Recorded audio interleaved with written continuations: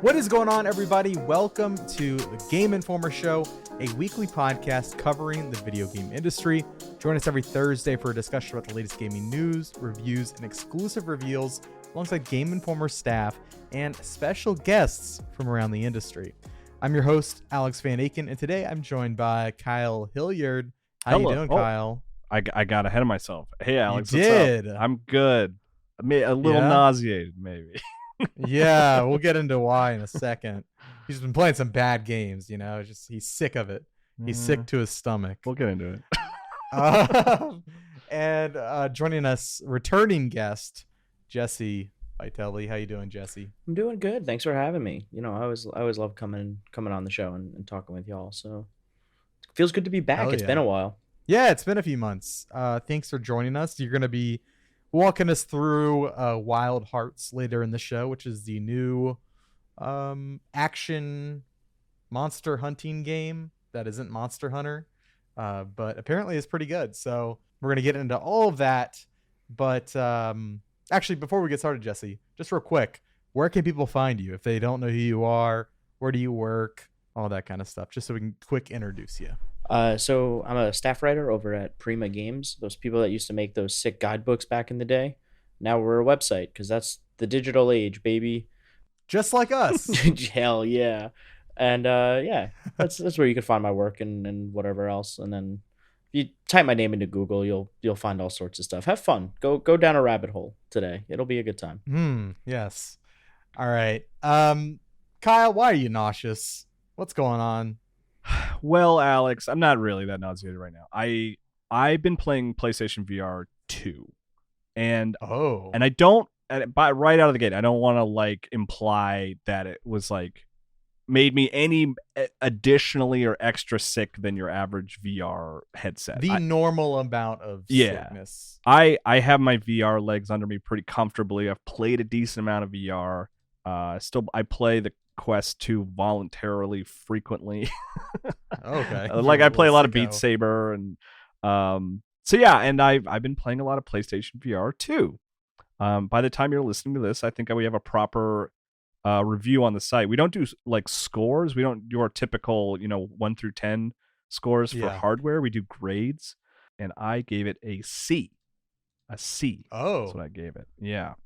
It's lower than I was maybe expecting. Yeah, me too. And maybe that's part of my problem, I guess. It's and I feel like I'm coming off very negative initially. And the thing about PlayStation VR 2 is it is definitely an upgrade over PlayStation VR 1. The headset is more comfortable, it's easier to set up, the controllers feel a lot better, it works a lot better, the eye tracking is functional.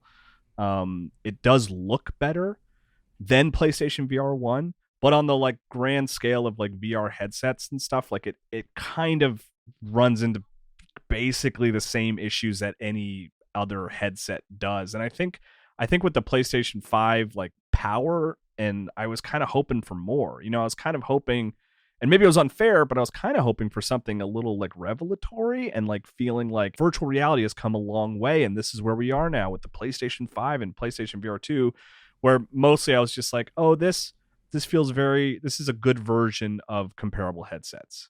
Yeah. Is kind of where that C comes from. It's not bad hardware. It's just kind of it's just kind of a little underwhelming. You kind of know what to expect. PlayStation VR, it looks a little sharper, All right. Yeah. Do you feel like it competes with so my latest, I actually just sold my Oculus Rift S yesterday. Congratulations. Not to get a PSVR 2, but I'm moving to a new apartment. I was I haven't used this thing since Half-Life Alyx. Sure. But that was the last time I really dove into VR of any kind. So Rift S, I think, came out alongside Meta Quest 1. Yeah, that sounds right. Yeah. Which I guess is, do I have a Meta Rift S? I guess the name change. Yeah. Yeah. Know. No one ever talks about the Rift S. They only talk about Quest. Yeah. But how does it compare to that kind of wave of, because I feel like that wave was responsible for getting a lot of people into VR. So how does the screen and it seems like PSVR 2 is doing a lot of the same, on headset camera work that the Quest and the Rift S Mhm. kind of popularized, where you're drawing your play space instead of, sitting in front of some Yeah, cameras that it are actually attached kind to of your does it console. automatically, which is cool. You Oh, just kind of really? look around. Like that's kind of the thing is like I like Quest 2. That's what I primarily played. That's what I played at. Well, actually, I played Alex with a Quest 1, right? Because I plugged in my Quest to play PC. Oh, do you do Link? Yeah, and then I think I've booted it up a couple times since then with my Quest 2 just to have a point of comparison. But Sure. I mean that's the thing is like honestly, dude, like if you come to me and you're like I haven't really done a lot of VR. I have a PlayStation 5. Like what would you recommend? Yeah. My sort of I'm still going to say Quest 2. Like get a Quest 2 and Beat Saber and Resident Evil 4 and like you're in great shape for VR. Like PlayStation VR 2 is solid and it looks a little better, right? The screen resolution's a little higher. But Yeah. with VR, it's like it takes like these giant leaps to make a radical difference because your eyes are like what 5 inches from the screen at any given time. So it's always kind of gonna look a little blurry, a little muddy. And that's still the Mhm. case here. Like it looks better than PlayStation VR, but it's like it's still like you play PlayStation VR for a while and you get used to how it looks and then you take off the headset and you just boot up a standard PlayStation 5 game on your 4K TV and you're going to be like, "Oh my god, this looks so much better." Like it's and that's not a PlayStation VR problem, that's a VR problem. Like that's no one's really been able to overcome that in a radical way. Yeah. And then the pass-through camera on PlayStation VR 2 is cool. It has a dedicated button, which is really nice. Quest has you have to like double tap the side of the headset, which is like kind of inconsistent. It doesn't always work, but I like it having a dedicated button. And the eye tracking works really well, but at the point that I'm at, like none of the games have really taken advantage of it in a big way. Horizon lets you sort of navigate menus, and it's kind of cool that it like works. But I'm curious. It's something that like could be really cool in the future. Like I know Before Your Eyes is coming, and that game doesn't track your eye movement as much as it tracks if your eyes are open or not. And I really like that game, but even I struggled playing it on a computer with a webcam. Like it just worked okay. It wasn't perfect. Where PlayStation VR 2 has the potential to be like fantastic, to work consistently. So I'm hopeful for that. But well, that's a big like we'll see. It's like all I have for you now is like, yeah, it works, but what are the gameplay applications? I don't know yet, but it could be cool. We'll see. Okay. But you, as part of this whole review, you've also checked out Horizon. What is it? Call of the West. Call the Mountain. Yeah, I Call was kind of of the I was like Mountain. waiting to see if like Has gonna get it. I mean, no, I don't blame you for not knowing it. It's kind of a funky name. I finished Call the Mountain. Like we have a dedicated review for the PlayStation VR 2 on the site, and then I also have a dedicated scored review for Horizon Call of the Mountain. Even I just paused on it now, trying to remember what it was. But like, man, God, I feel like I'm just like hating on this thing so much. Like, there's like the game is broken into a few sections, right? There's like walking around and exploring, which is cool, and like that's a really interesting world to just sort of be in and look around at, right? It's got a cool aesthetic. You look in the distance, you see like robots that are just sort of like dying and being overtaken by nature, and that's like a cool thing to look at in VR. And then there's combat. Does it kind of get that sense of scale, right? Yeah. Oh, yeah. There's a lot of cool moments where giant robots like break out of the woods and like step over you. And then there are combat scenarios where you're fighting these giant beasts too, just like Aloy does, And I like those parts. Like the combat is cool. There's like a good dash mechanic that's well implemented.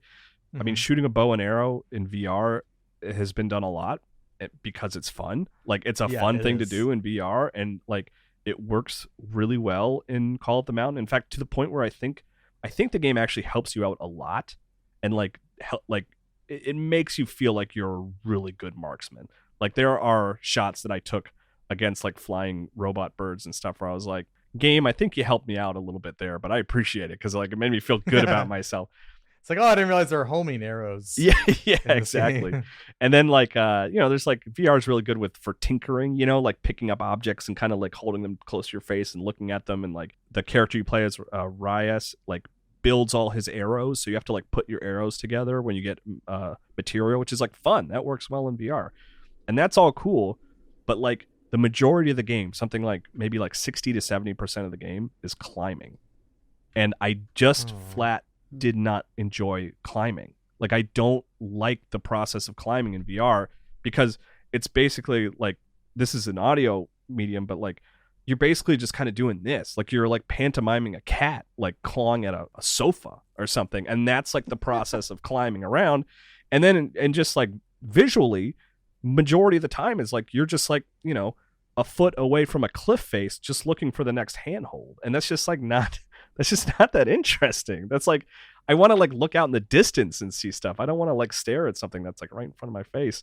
And so like I ended up giving it a 6.75 because so much of the game is climbing and I didn't want to climb. I just wanted to shoot arrows and explore. Oh, what is that climbing game for Oculus? The Climb. Was The Climb, yeah. Yeah. But there was another one too. But coincidentally, I Fallout? also reviewed like for Game Informer when Oh, it you was did? like one of the first Oculus games I played, and I didn't like that either. Like I don't like doing that in VR. I don't mean to. I think I was sound thinking of reductive. Stormland. Okay. Stormland. Oh, well, that's like you're flying, I think, right? The Okay. Insomniac game. Yeah, it might have been like maybe there was like a sequence where you climb. but that's not, like, the main Maybe I game. played that a Yeah. little in preview, but never like the full game, and I thought that was kind of a cool idea of like flying along the clouds. But yeah, and like, you know, it's all functional, right? It's not that like the game is not broken. It looks good, it works well, but like when the core part of the game is like a part that I just don't enjoy, that's gonna sour the whole experience. It's gonna hold it back. So yeah, PSVR 2, somewhat middling. Like I always hate to be so negative, but it's like the headset is cool, and I didn't like the showcase game, and yeah. But you know what? I booted up Tetris Effect, Yeah. Oh, Yeah. and that game is still great. That game Yeah, like it makes is. me cry in ways that I don't see coming. Like I don't expect it to, but it's like when that music is going and like you're on a good run with Tetris pieces, like that's good stuff. Tetris Effect is, I think, like a religious experience the first time you play it. Yeah. Even not in VR. Just like it's just such a good game. And there are a lot of the games for PSVR 2 is stuff like Tetris Effect, or like proven VR games that maybe you've played before, or maybe you're playing PSVR. Maybe you're playing VR for the first time with PSVR 2. So there's a lot of stuff to go back to and check out, like Rez and Tetris Effect and What the Bat and stuff like that. That stuff is there, but as far as like original things, I mean, it's like basically Horizon. I think that might be it. And Beat Saber's not there at launch. It's coming, but it's not there yet, which feels like an oversight. Yeah, that seems weird considering how Yeah. incredibly popular that game is. For good reason, but Yeah, and it's also like just if you're new to VR, it's just like the perfect like check this out. This is what it is, you know.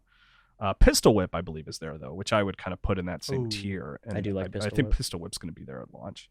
But yeah, just kind of overall underwhelming, but not like actively terrible or, you know, awful, or like this thing, you're going to put this thing on, you're going to vomit. It's just like, it just kind of feels like not the sort of progression of virtual reality that I was hoping for with PlayStation 5 and Sony. Yeah, that's fair. How much is this? I feel like I should know this. I don't know how Ooh. much this is like retailing for. Like I know it's out next week? The February 22nd, I believe. Okay. So we still got like a week till this thing is out. I remember it being like very expensive. yeah, I want to say it's think- $5.99 or $4.99. I think so. It's I think up it's $5.99 Hang maybe. on, I'll just type in PSVR 2 Yeah. pre-order. on I top think it of comes. having to own a PlayStation 5. Yes. So yeah. yeah. Oh. It's a hefty Oh my price god, point. yeah, it's $549.99 for the base. And that comes with both the controllers and Horizon, or is that just? Oh well, now it's messing me up. Hold on. Uh-oh. Okay, so PSVR 2 $550. If you want Call of the Mountain, it's $600. Okay, yeah. See, that's steep. That's steep. That's a It's lot of it's money. cool tech that is comfortable, but it's a lot.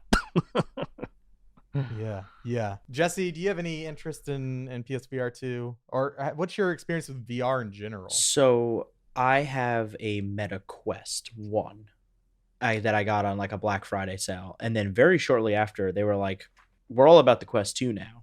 You want to play Resident Evil 4? You got to get a Quest 2. And I was like, I just bought a Quest 1. What am I doing yeah. here? So that burned me. And then I think the biggest detractor for me for PSVR 2 is the wire. I don't know how problematic it is like in terms of getting in your way, but like once I did like wireless VR, I was like, oh, I'm not going back to a wire. Having the freedom of the wireless VR headset was like exactly what I wanted. And so on top of it's like price, and then it kind of sounds like Call of the Mountain, and like, correct me if I'm wrong, is like, it's like, okay, you've got your climbing, you've got your shooting gallery, and you've got like, you're looking at objects and sort of experiencing the world, which I feel like is all things we've seen before in VR. Like it has a Horizon, look to it, and that's cool. I like Horizon, but it doesn't sound like the thing that's going to get me to buy the headset. No, I mean, and it is canon, like it is story, but I don't know. It's a good story. No, it's just like separated from everything. Aloy shows up in the beginning. She says, like, it almost feels like she's just like, hello, yo, what's up? Welcome. Here's how to use a bow and arrow. Enjoy the game. Ashley Birch here. Welcome to Horizon.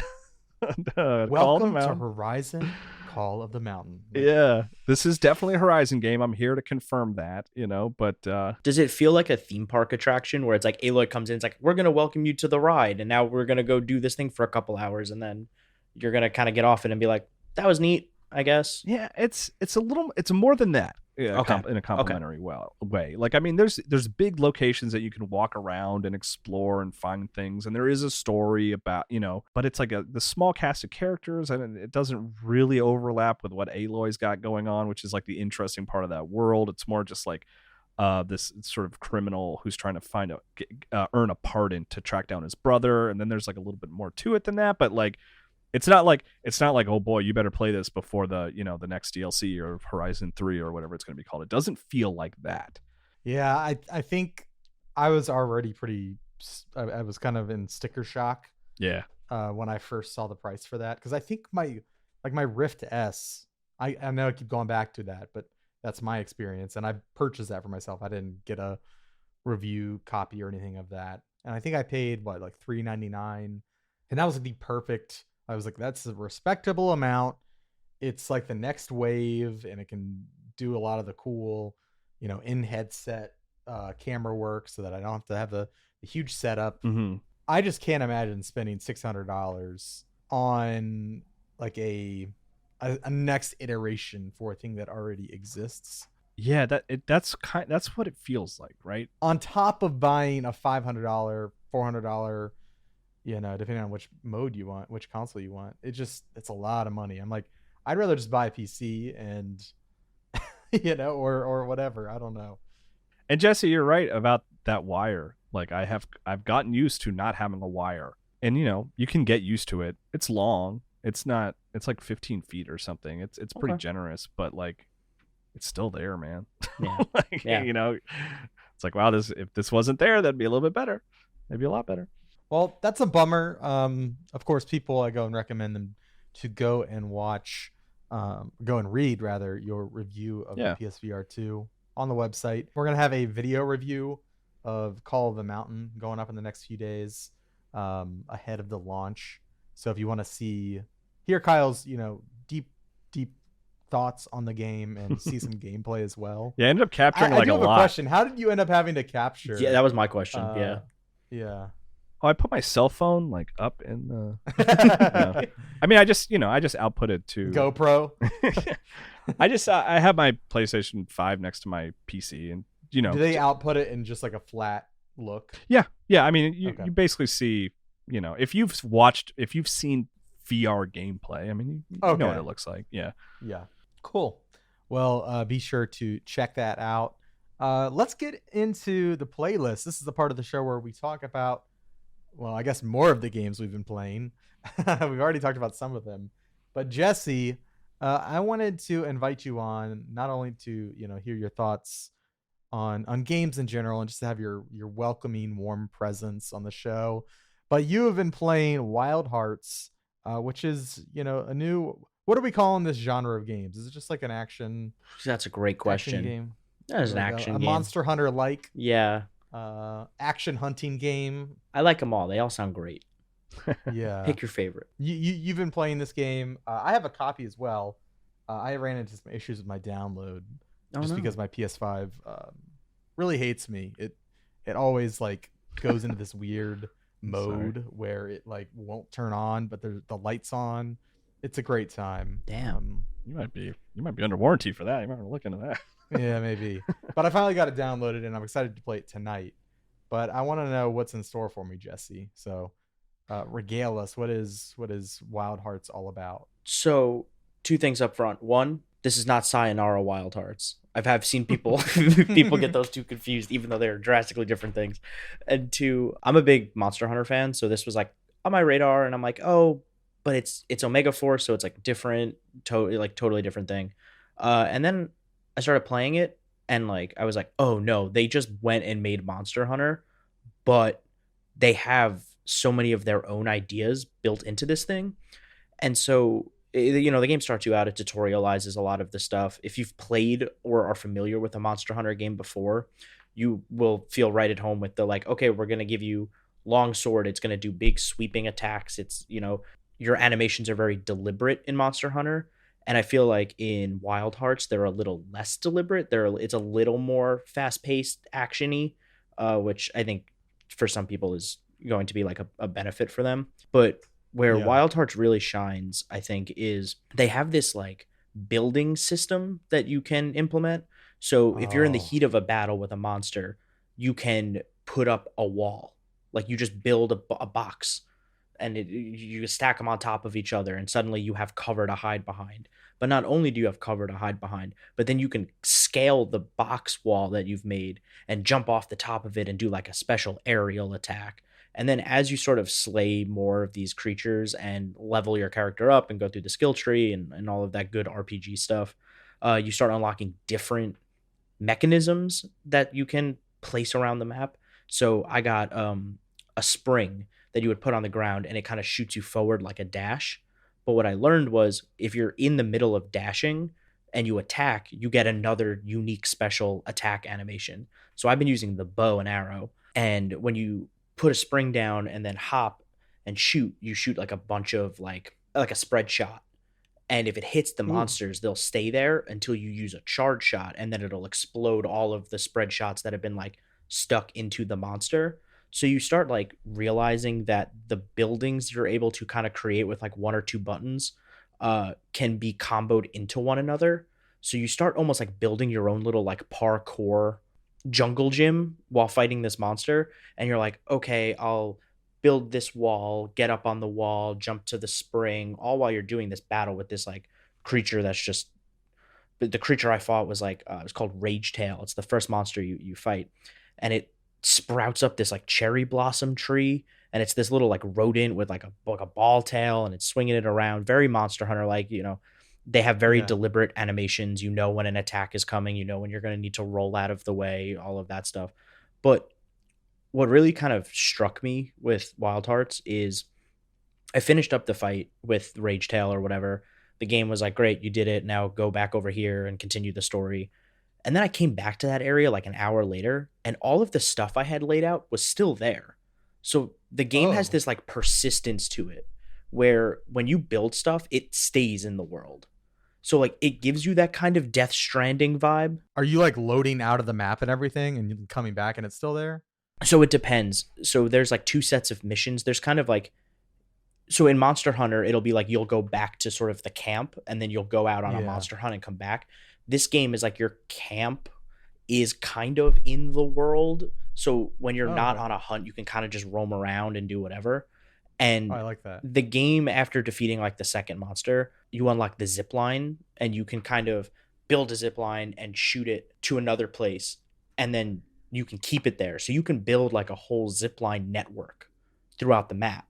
And then you have this stuff to use as you traverse and fight monsters. And your friends come into your world, they drop a bunch of stuff down. You suddenly have these like weird environmental like stories every time you go back to an area, and you're like, oh, this is where we fought X and Y, and I can see the big wall that I built. And they got Pokemon in this? X and Y. Yeah, I got X and Y. Xerneas is there. It's crazy. Wow.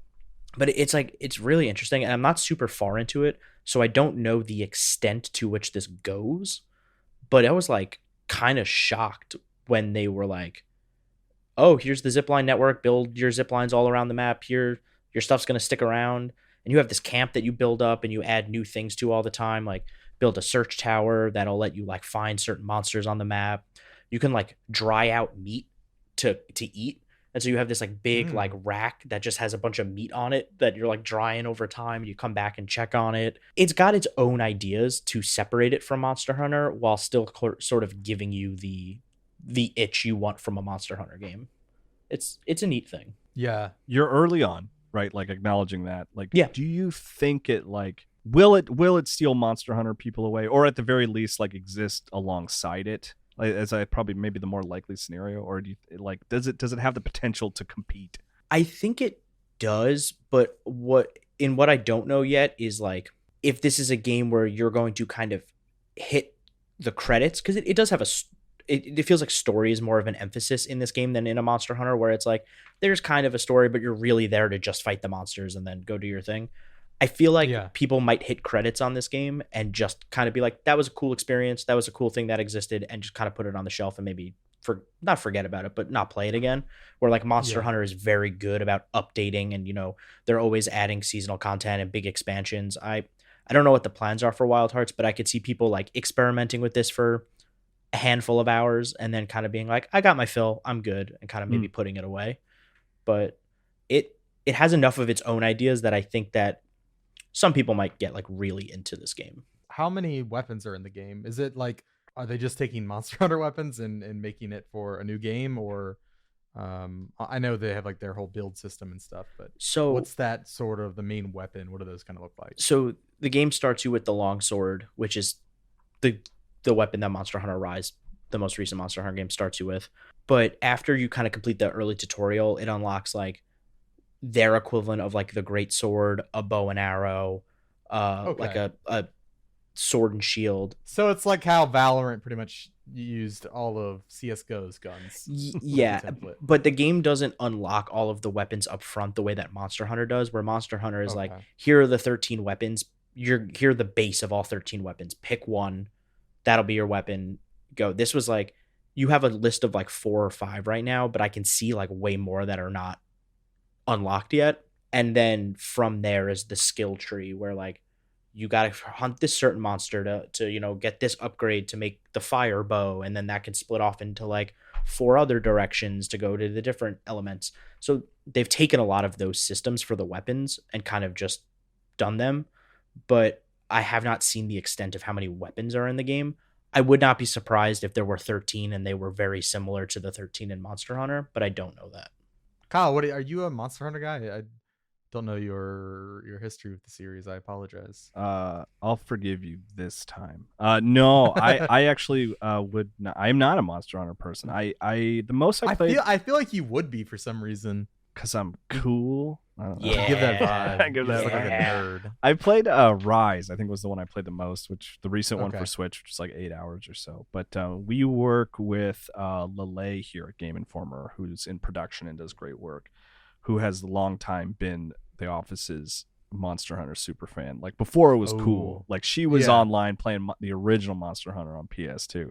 So I would just always go to her for any Monster Hunter understanding. But I did play I played a little bit of Wild Hearts like back in when I was at GameSpot. One of the last things I did there before coming back over to Game Informer was like a hands-on preview. So I played like the first hour or two, and yeah, I mean the thing that was impressive to me was like the tech, making the sort of like the building and stuff like that. That really made it feel unique and interesting. But yeah, I just because I'm just like Monster Hunter's never really clicked with me. I don't know that I'm gonna find time for Wild Hearts, but I don't know. You know, I've been wrong before about things. Maybe I'll fall in love with it. Yeah, I've kind of always been curious about Monster Hunter. I've kind of dabbled in World, and I did enjoy Rise. I didn't beat it, but I had a lot of fun helping with the video review on that one. So I played it a lot with Jay in the early hours of that game. But yeah, I think the production value of Wild Hearts just like, I mean, it just looks like really pretty, and their character designs and their monster designs have really kind of piqued my interest, and I got a code for what it's worth. So I think I'm gonna dive in later today. I think it's calling me. But Jesse, anything else about Wild Hearts before we move on? One thing I did want to say is I've been playing on PS5, and I have not really had any sort of like technical problems or anything like that. But I have heard that the PC version, there's some weirdness going on over there, and that if you do plan on playing this game, it seems like the console versions, as of right now, might be a safer bet than the PC version. Sounds like there's some optimization stuff that needs to get worked out over there. Okay. Well, thank you for the heads up. Jesse, I don't mean to corner you. I don't mean to surprise you. Oh no. I didn't tell you we were going to talk about this before the show started. Okay. But it occurred to me that I haven't gotten the chance to talk about Pokemon trading card games Crown Zenith expansion yet. Okay. And I very much want to, and I know that I have. Let me go answer some emails real quick while you guys talk about. I know. Yeah. Welcome to the party, Kyle. Is this the real reason you brought me on? You just needed another Pokemon card, sicko? Maybe. Okay. Jesse, I want to talk about Crown Zenith. Yeah, let's do it. And how it's a hell of a good Pokemon expansion. Maybe my favorite in the last year and a half. It's the send off to Sword and Shield. Yeah. So full disclaimer, I was sent some product for Pokemon TCG related to Crown Zenith, but I also have spent like $200 of my own money on this expansion. I can confirm that. Yeah, it's a problem. Kyle, I hope those emails are going well. So I actually am responding to an email, not to be rude. I just want to knock this one out real quick. No, you're fine. But yeah, dude, I love Crown Zenith. I think it's the strongest since Evolving Skies. And you were saying it's the send off to Sword and Shield. See, I didn't realize, I wasn't aware of in the past that they do these big send off sets for the eras. And so this is kind of like the greatest hits from the last 3 years. Is that right? Yeah, pretty much. I mean, so the first Sword and Shield set would have been like 2020. Okay, yeah. Because Sword and Shield was November of 2019. Mm-hmm. And so the first set would have come out like 3 months afterwards, so roughly around there. Yeah. So yeah, it's about 3 years of Sword and Shield sets. There's a lot of like, some of them are included in the set, have already released previously, but they're like, fan favorite cards.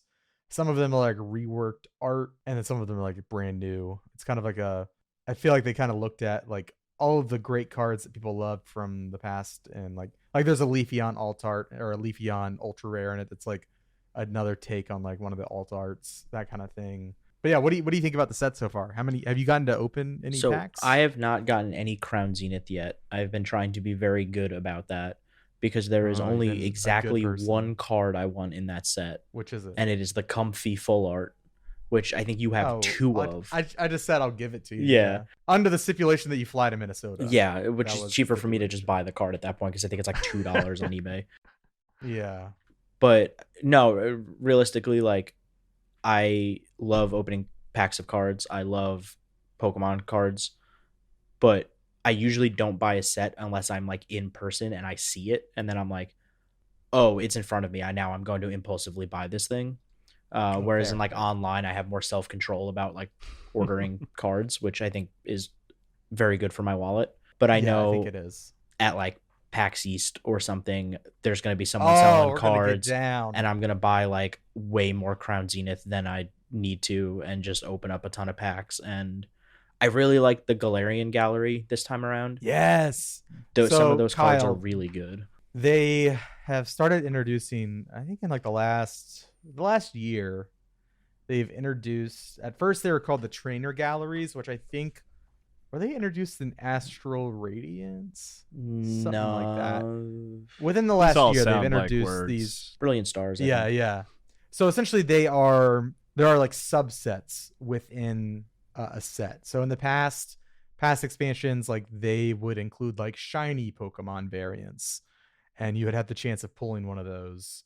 And there was like a certain subset within the main set that were shiny Pokemon. And in recent expansions for Sword and Shield, they've had these Trainer Gallery cards, which are these really full art. So the art takes up the entire card, and they typically like collaborate with like beloved artists, some internal, sometimes they'll collaborate with like external artists, and they're essentially like these like, I mean, they're art cards, right? Like they You could play them if you want, but like the point is to like collect them because like they are like visually very pretty to look at. Do they have like text and stats on them and stuff? They do, but like the focus is definitely like a lot of times you'll see like the text will kind of blend in with the color of like the art. Gotcha.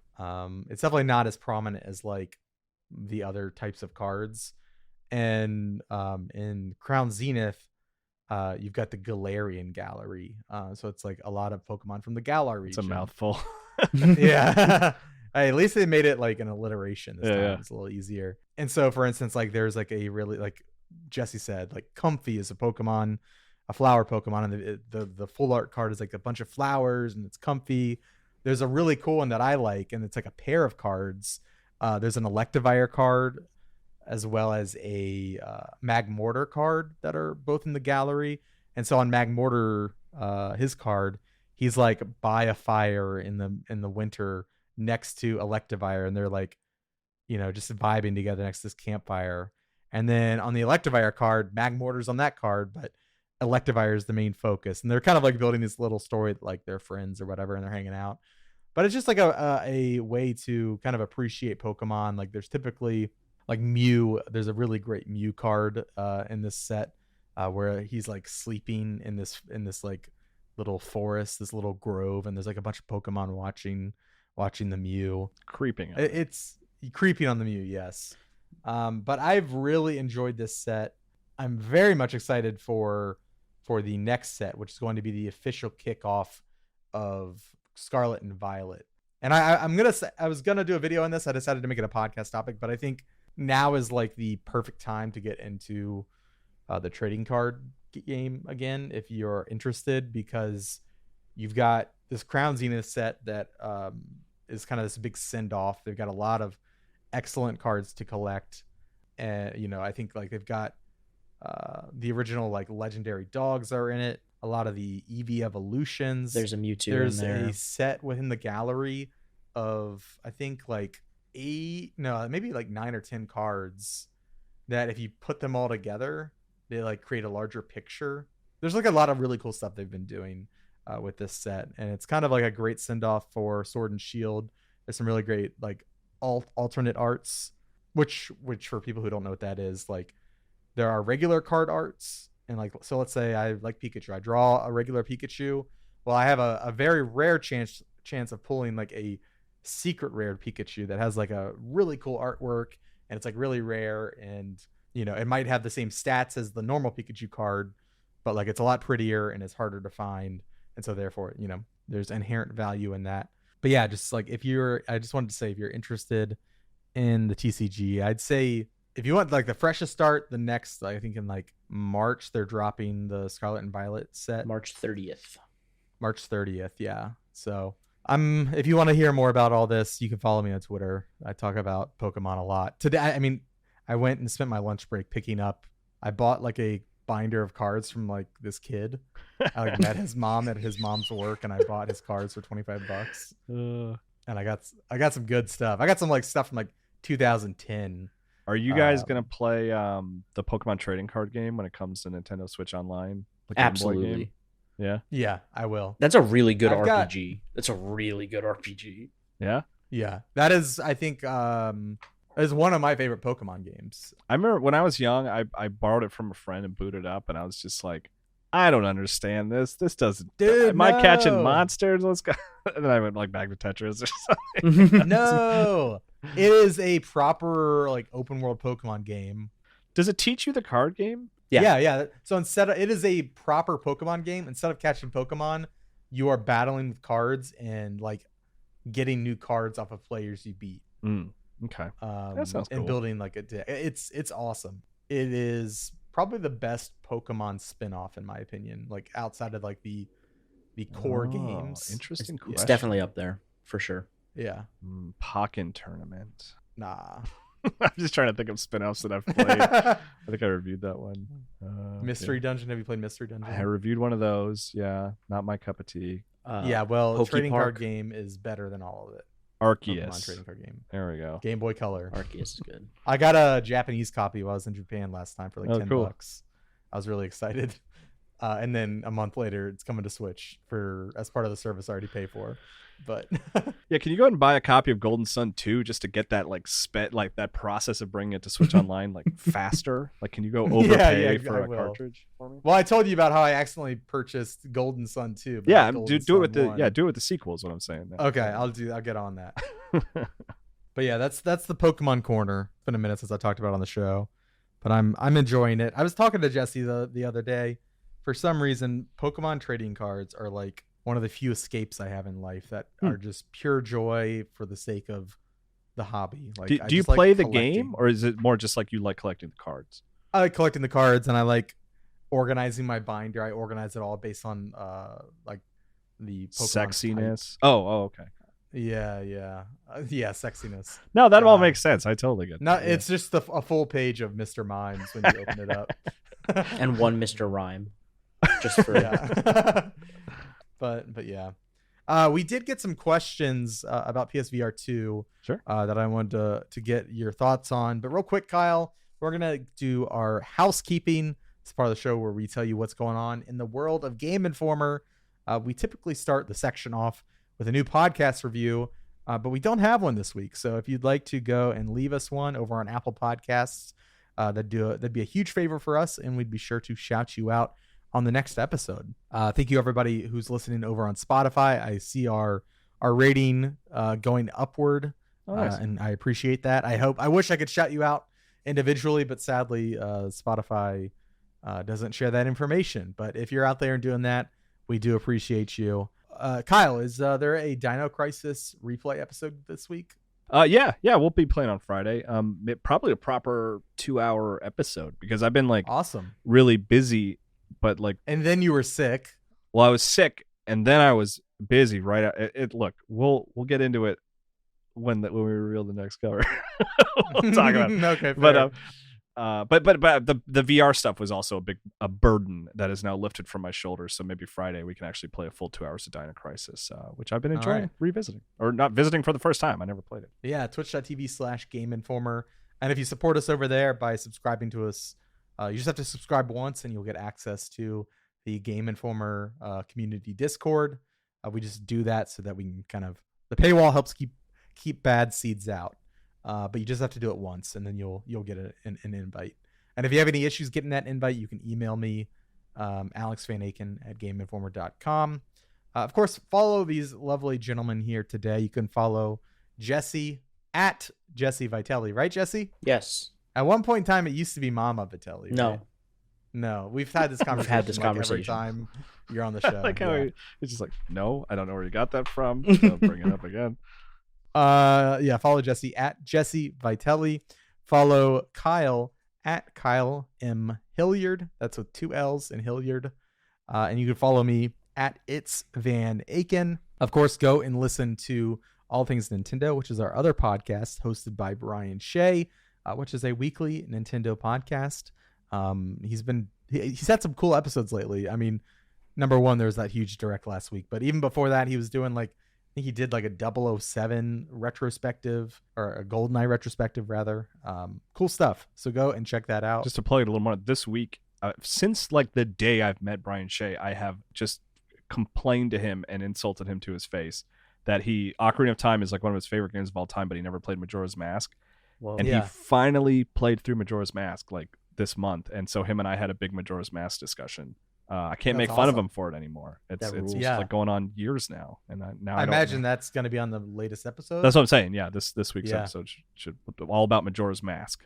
Great game. Awesome. That'll drop on Friday, the 17th of February. Shout out to Matt, aka DJ Stormageddon. They are our podcast editor and help to keep the show afloat. Couldn't do it without them. So go and follow their other podcasts, which is Fun and Games, which is their general gaming podcast, and Reignite, which is a BioWare podcast. And then lastly, go and check out the Game Informer TikTok account. You can follow it at Game_Informer. And we've got some, boy, do we have some hilarious stuff over there. Isn't that right, Kyle? It's the funniest stuff you've ever heard. I don't know. I just like to pull clips from, various gabbing things. and ghouling over there, Yeah. Gift of the gab. We need 1,000 followers so we can put a URL in our description. So please follow us over there.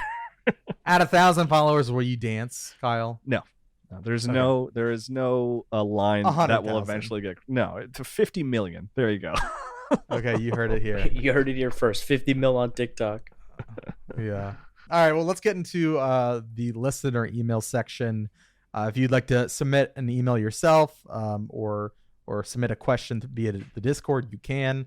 To send us an email, just email us podcast@gameinformer.com with the subject line Game Informer Show question, or hit us up on Discord, on the community Discord, inside of the Game Informer Show channel. But yeah, this is the part of the show that you influence what we talk about. This week is all about PSVR 2. Elijah, parentheses, Paradigm the Fallen. That's a heavy name, Elijah. I hope you're okay. Asks, will there ever be a poorer person edition for folks who got the first PSVR specifically because it was a decent budget option for VR? So what do you think, Kyle? What's the question? Will there is there a cheaper version you think that's coming of PSVR 2? Oh, because it is very expensive. Yeah. Oh man, no. I mean, I don't think so. Not a different version, right? Like this is it. I mean, you maybe wait. This is the only SKU that we know about. Maybe wait till you can get a used one, or I mean, it might go on sale at some point in the future. Black Friday, maybe. Yeah. Or I mean. Like I think I gave the recommendation earlier, Quest 2, if you're interested in VR. I mean, it's not cheap, but it's cheaper than PSVR 2. It is. Yeah. I bet you could find a used Quest 2 for like $250, $300. Yeah, even Quest 1. Quest 1's solid. Yeah. Legend of Gamer 102 asks, or comments rather, from what I can tell, it lets you play regular PS5 games in quote cinematic mode. Am I understanding this correctly? If so, that's a big thing for me given how cruddy my vision is. I have to sit so close to a TV that not having to do that might actually outweigh having to keep the headset on. I get that the cord isn't too long, but I can work well within its limitations. Thanks in advance. I yield my remaining time. That is really interesting. You can absolutely play PlayStation 5 games in PlayStation VR 2, right? Like I was playing some Astrobot, not Rescue Mission. Rescue Mission is not available for PSVR 2, which is a travesty, but Astrobot Playroom, is that what it's called? Astro's Playroom. Yeah, and the way it works is like in the headset, it basically makes a big screen for you to play on. But the problem there is that it's like, it doesn't look nearly as good as what would be displayed on your TV. But for this commenter who has vision problems, maybe that is the solution. Maybe that would look really good, because it basically imagines a giant TV in front of you. Like I certainly don't like playing games that way. I don't think that's the best way to play any PlayStation 5 game, but it is an option. Yeah. So it actually something I had in my review, like just a comment on it that was kind of along the lines of like, yeah, this is an option, but I wouldn't really recommend it. I ended up just like cutting it out because it wasn't that relevant or interesting. But it is, yeah, you can. It's a thing. Can I watch The Last of Us show? That's what I was gonna ask. I don't know. Like get the HBO Max app on your PlayStation 5 and watch it on a fake TV. I don't know in the living room in front of my real TV. It's like, do you guys remember when Xbox partnered with, I think it was Oculus, and they announced that you could play your Xbox games like in VR, in the sense that you could like have what I'm talking about here, like a TV that you would play your Xbox games on. That sounds vaguely familiar. Like Phil Spencer was on stage and announced it, and the audience literally laughed because it was very stupid, and he seemed taken aback. Like he was like, "Oh, I thought you guys would think this is cool," and we're like, "No." It's like cool in the sense that it's like, oh, you built this, but like this is not super useful to most people. I'm getting rid of my TV. I traded it in for a PSVR 2. That's so that I can play in cinematic mode. I don't know about TV. That's an interesting thing. I'll have to look. The Wii U did this already. You can play on the gamepad. Somebody else can watch something on the TV. It's great. Kitty Daddy asks, Does it require you to have an absurd amount of space available to play it, like the first one? And did any of the games give you or anyone else who tried it motion sickness after an extended play session? It depends on the game, right? Like What the Bat is a game that does require like a 6-foot space to play. And as a result, I haven't really played it. Like I went to go set it up and I was like, you need 6 feet. I was like, oh, so I need to move out of my office. Okay. Horizon, on the other hand, I played in seated. I played seated the whole game. I have like a drum stool that I sit on so I can still have the leverage of my elbows and stuff like that, which is a great way to play VR, by the way. I highly recommend. It's like a stool, as opposed to like standing. So it depends on the game, but there is like a more enclosed, kind of option that I think most games are gonna use. Yeah.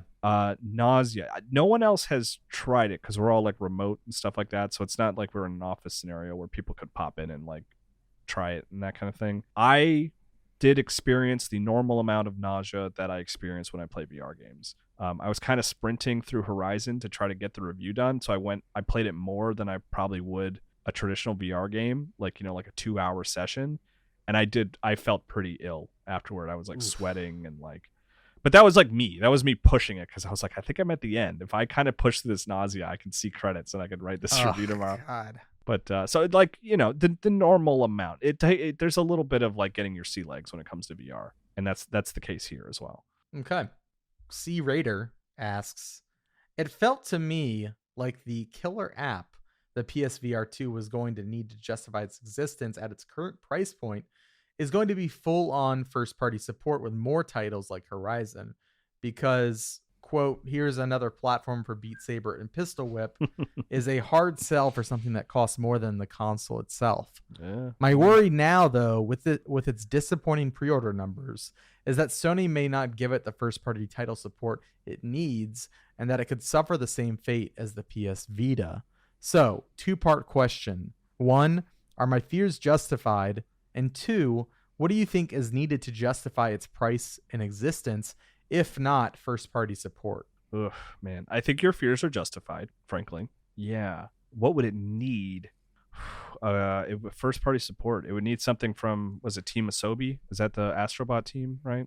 Yeah. I always forget their name. I mean, something great from them. I mean, Half-Life Alyx, I think, would go... That's what C Raider said. Yeah, I think that would go a long way toward getting people on board, because like as cool as Half-Life Alyx is and as great as that game is, the playing it on PC, there's just like an undeniable barrier to entry. And if like it's like, well, you can play Half-Life Alyx on PlayStation 5, like that is pretty attractive for people who don't really want to get into PC. Like that's a whole lifestyle. Sure. You know what I mean? Yeah. It's like, but I've been hearing about this Half-Life Alyx thing. So I think Half-Life Alyx would take it a long way. I really hope they give Rescue Mission a nice port, maybe add some new stuff. I don't really even need a whole new Rescue Mission sequel. That would be great. I wouldn't say no to that. But like, even like, hey, we've re-released Rescue Mission on PSVR 2. We've added a couple new levels. It looks better.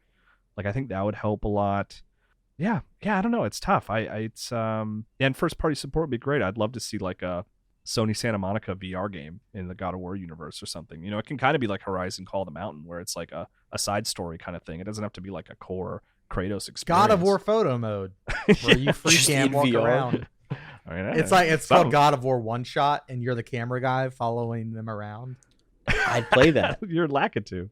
Yeah. You are Lakitu. I mean, they have a character in that game who's pretty dang good with a bow and arrow. And, what's fun in VR is shooting a bow and arrow. So that's true. But yeah, I mean, it's like... You know what else would probably be good in VR? Throwing the Leviathan axe and recalling it. Oh, that actually would... I bet that feel... Because it is fun to throw things in God VR. of War Lumberyard? Does the controllers... Do they have haptic in the VR controllers? No. Okay. It does have it in the headset. Okay, but not the controllers. Which... Your head... Wouldn't that like make your head itchy?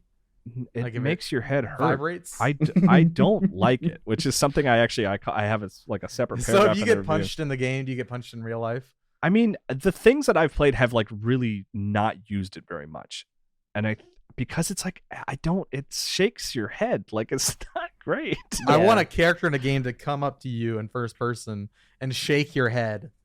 and it goes in the game. And then your head's just like, yeah. I mean, maybe someone will use it in an interesting way, but certainly, because what would happen is like I was kind of feeling nauseated because I had been playing too much VR, and then the thing would shake, and it's just like that's not helping. Have you played Immortality, Kyle? No, a little bit. You've thrown me off here about scrubbing through.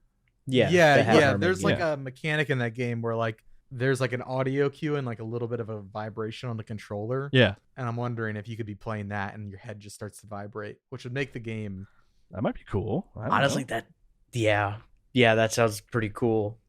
Thinking about Immortality and the way that would work that's pretty neat. I mean, that you could go full like Minority Report, right? For like Immortality, because the whole concept is you're an editor like rooting through footage, a video editor. Yeah. So like reviewing film. Yeah, that would actually be pretty cool, right? Like if they put you in like a 3D space where you can play it in cinematic mode.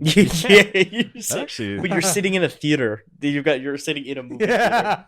That'd be all right. I'd check that out. Okay, here we go.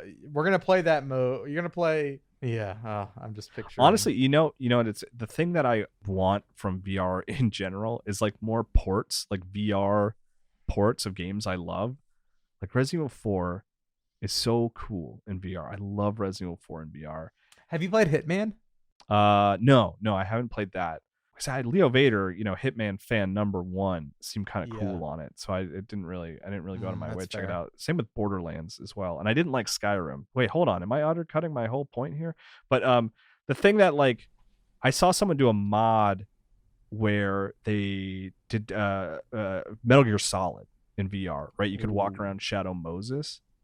And I was like, that's what I want. Like video game locations that I am just intimately familiar with and know super well. I'd love to walk around those in VR. And like someone did a mod for Half-Life 2 recently, a Half-Life 2 VR mod, which, is Alex is a lot like that. But that was another situation where I was like, I know these levels so well. It's so cool to walk around in these. So like bring some old games to VR. That's what they need to do. That's what's going to make PSVR 2 successful. Is like Metal Gear Solid in VR. Hell yeah. You have to physically sneak on the ground. You're just crawling across your living room. Okay, actually, maybe but it's on a treadmill. Maybe it's a terrible idea. Mash start button asks, is it worth it based on your limited experience so far? I feel like, that's only an answer they can really come to, but you gave it a C, and you've highlighted. I was underwhelmed. You've highlighted your points. Yeah. I'm just gonna say, as somebody who doesn't have experience, if I was to look at this and see a C and then see a price tag for $600 with the game, I would say no, or I'd try to find it used. But that's me, and I haven't played it. We're recording this at a point where I haven't really read anyone else's impressions. And I am curious, like, I wonder where I'm going to fall. Maybe I'm on the lower end. Maybe people really love this thing, and I'm just a weirdo. I don't know. But yeah, it's kind of a personal decision, as you said, Alex. All right, one last question. Poor and Curly asks, PSVR 1 was surprisingly okay while wearing glasses. How does PSVR 2 compare for the spectacle-wearing folks? Here, we'll finish on a positive note. PlayStation VR and VR 2 is the best VR headset for glasses wearers. It's the best. I actually bought prescription lenses for my Quest because I was getting frustrated by wearing glasses in my Quest 2. But just the way the headset works for PSVR 2 is like most VR headsets like brace the headset against your face. Like that's how it stays on your head.